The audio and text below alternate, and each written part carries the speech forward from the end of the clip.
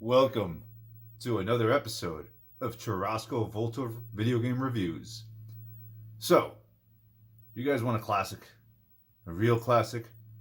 Back from 1985, produced by Namco for the Nintendo Entertainment System, but never released in the United States. So the only way to play was via reproduction cart. I bring you this great classic that is Battle City. The audio is not muted. This is the audio. There is nothing but silence. So you can focus on the desolate wasteland that you will be fighting upon using your tanks.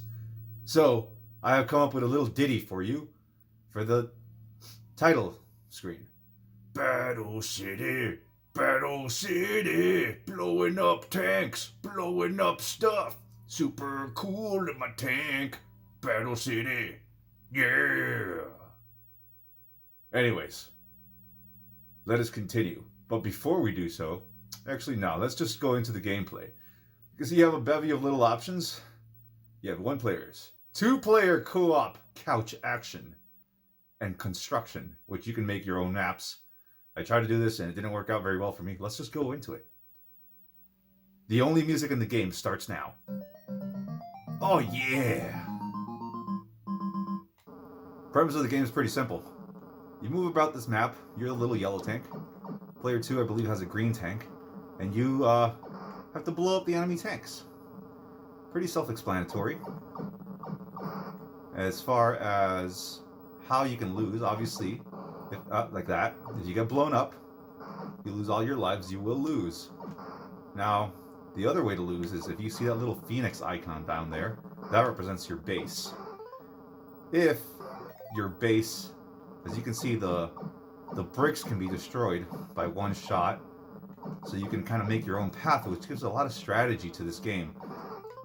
Now, if the enemy gets to destroy that phoenix icon, which only takes 1 shot to down, you lose automatically. It's game over.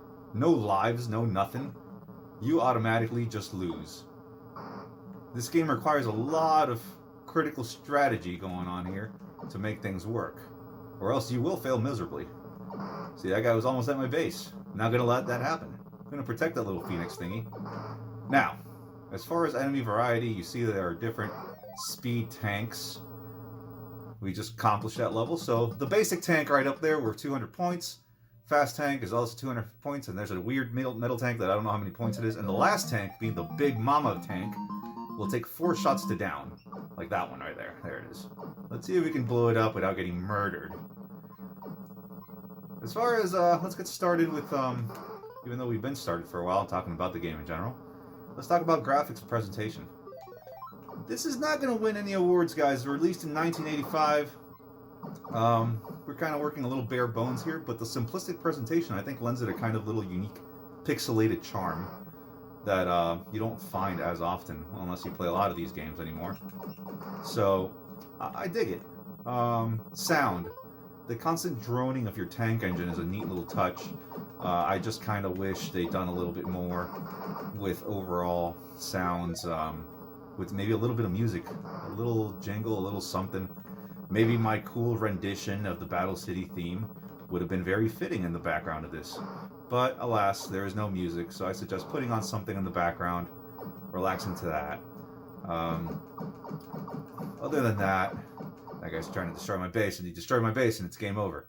You get real gameplay here, ladies and gents. Yeah, this is the terrible job I did. It's hard to concentrate. This game requires such extreme level of strategy that making a video at the same time really takes me away from it.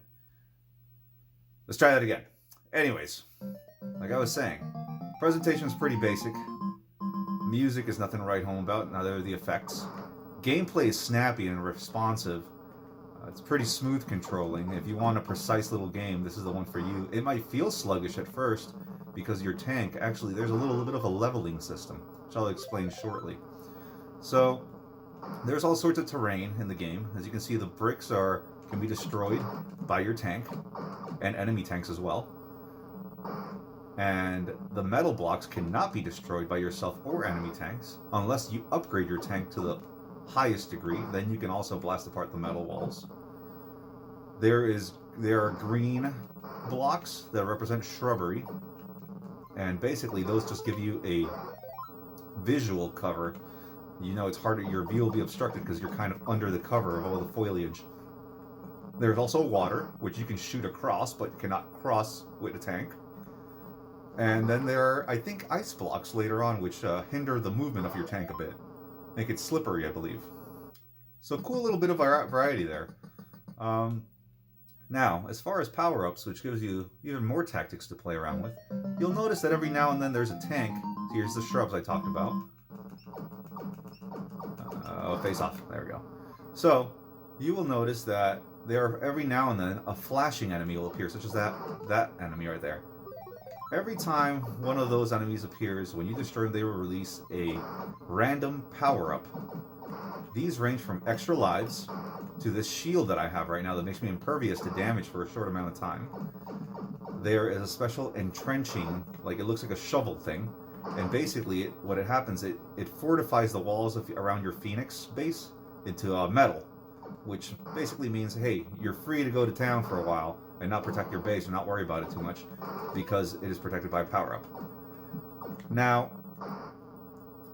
the enemy AI gets a little clever at times, actually, surprisingly. They will send out decoy little tanks sometimes, seemingly, to distract you and pull you away from the fray, while their other tanks kind of close in on your base. So that's a pretty neat little feature. It's not the stupid, idiotic AI. It works pretty well. There are 32 levels to conquer. But continuing to the power-ups, because I'm getting distracted, I went off on a tangent there. Other power-ups include a grenade. The grenade icon will destroy. It's kind of a clear-all attack on the screen. And then there are extra lives, of course. And the favorite power-up is if you get a star icon, it will level up your tank. Now, when your tank levels up, it can level up a total of, I believe, 3 or 4 times. There's a star right there that I'm going to get. Basically, each time your rate of fire increases, which is great because the enemies seemingly don't increase their firepower or rate of fire at all. So you can kind of just destroy these guys. And if you go head-to-head with a cannon shot for a cannon shot, they will cancel each other out. But your high rate of fire will quickly overpower them, just like there. So, it's pretty cool. This is a fun little game. At the highest level, of course, your tank will shoot through metal as well.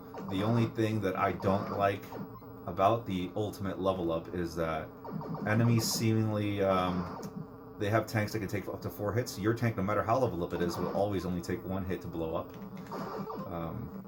That's kind of a downer, but I guess the trade-off is that I have this ultimate rate of fire that they can't even begin to understand how amazing my reload rate is. Also, bigger tanks, if you're a smaller tank, will run your tank over and destroy it just by touching it. I have not tried to see if that's the case when you're in a big tank, the biggest of tanks. I have not seen if you will run over enemies as well. I'm willing to not risk it. As you can see, I just shot through all that metal, destroying everything. Sometimes it's good to just rush these guys and destroy them all. Go to the very beginning of the stage and just kind of blow up everything. Oh, this is it. See, I'm a juggernaut right now. They stand no chance. And just kind of camp out at their spawn point and destroy them all. There are a total of 32 levels, I believe. Each one ranging higher and higher difficulty. I've only gotten as high as maybe level 8. The co-op mode, I assume, makes it a little bit easier. I haven't played co-op on this in a millennia. A little backstory on this game. The first time I ever played this, when I was a young man living in South America, I had a Nintendo that, to my memory, had every game in existence on it. Back when I was a kid, I thought that's how all Nintendos were, but in reality, I probably had a multi-cart. And one of the games with that multi-cart was this one. And I fell in love with this game. It was just amazing. This and many other little Japanese games that you can't get anywhere else, I played here. You can also blow up your own Phoenix. Don't blow up your own Phoenix, you will lose. Sorry, go off lots of tangents. This game has so many little things and little quirks to talk about. This is a really fun one. But anyways, the next time I played it, I remember I was visiting distant cousins in the land of South America, and they had what I thought was a bootleg system, but no, foolish me. What it was actually an MSX2, I think, computer system. with a keyboard and everything, and we were playing this on that system, which was really cool. Oh, I blew up my own thing. Game over. But yeah, pretty neat. Um, there is no real backstory to this, none that I know of, anyways. If I probably went online, I could find, I could probably find a little reason why these tanks are duking it out. But no, alas, I don't have the manual or anything like that. This is multi-cart. It just came as the cart. But this is an extremely enjoyable little game. And this is another fun little thing. If you let it go into the play itself or test screen, kind of leaving the menu alone, it'll go into a full little demo mode here with the two-player tanks, yellow and green, fighting an army of enemy tanks. And each time it's different. It's always a different little outcome. As far as I've seen, none of these scenarios are repeated. Sometimes the enemy tanks win most of the time. The good guys will lose most of the time. The enemy tanks seldom get beat up, but sometimes the good guys pull it out. So it's pretty neat. This game, it's kind of hard to come by, I guess, because the only way I got is a multi-cart. I heard that it was on the Wii Virtual Console or Wii U, whatever Nintendo does nowadays. But I decided to pick it up on this multi-cart. It was the easiest way for me to pick it up. There is no backstory, like I said, to the game, but I will make one up for the sake of it. I have not scripted this at all, so I'm just going to fly by the seat of my pants here. Yellow and green tanks are really pissed that these guys are kind of taking over the basketball blacktop. They're all micro machines, you see, and they're taking over everything here so their dudes can play basketball. So because once the blacktop is cleared of all these little toy cars, these micro machine tanks, then obviously everyone can play basketball. But these other jerks refuse to leave the blacktop. They littered it with a bunch of crap everywhere, and they can't possibly play basketball with the blacktop being full of tanks. Therefore, the only way to play basketball at peace, because the sequel to this game might be Double Dribble on the NES, is to get rid of all the tanks. That's what I think it is, in my mind. So if you guys want to play a little game that's really quirky, has lots of tactical fun, building your own paths around the levels, protecting your base as you see fit, give Battle City a shot. I don't know how hard it is to come by anymore. I got this multi-cart many years ago, but this is definitely a fun time, and I cannot recommend this enough. And I know what you guys are saying, Churrasco, you seem to play a lot of games that you actually just enjoy, besides maybe Fighter's History is an example of one that I didn't enjoy as much. But if you guys have any ideas of anything you want me to review, maybe horrible games, or horrible in your opinion games, then let me know in the comments below. There's lots of ways to reach out to me on YouTube, as in just comments. So let me know, and maybe next time I'll surprise you guys and play a total stinker, some giant piece of garbage that everyone hates, and maybe I will hate it as much, or maybe I'll like it. Anyways, guys, that's my review of Battle City. Great game. Pick it up. Give it a shot. And until next time, Churrasco Voltorb, signing out.